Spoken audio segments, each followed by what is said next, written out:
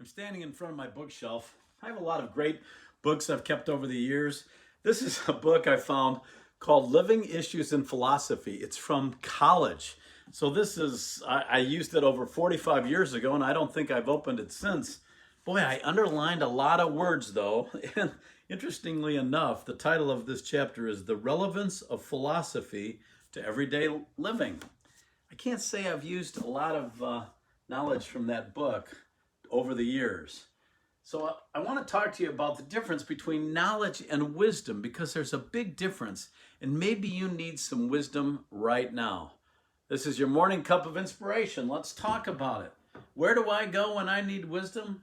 I go to God, and I look in His Word. In fact, my sophomore year of college, when I was using that book, I needed wisdom as to what my major was going to be. What was my life's work going to be? What area did I want to go into? I didn't know.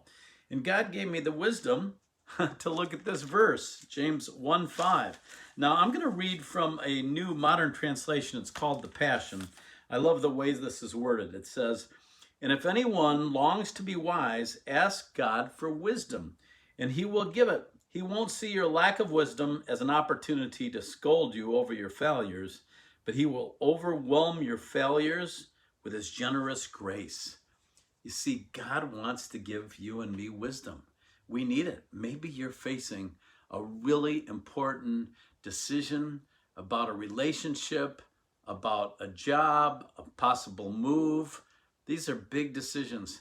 We need to make sure we're getting God's wisdom. So what's the difference between all this knowledge and facts and wisdom? Well, knowledge is just that. It's gathered from learning and education, reading books. Wisdom is more everyday experiences. We get it from everyday living. Knowledge is clarity of facts and truths, but wisdom is the practical ability to make consistently good decisions in life. And that's what we need. When I graduated from college, funny story, I was living with two other guys named Doug and Dave, and my mom was coming to visit. And, I thought I knew a lot. I had my degree. I was working in my first job in television. And the night before she came, I spent hours trying to clean our oven. And I was trying to clean it with soap and water and scrubbing and couldn't get it clean.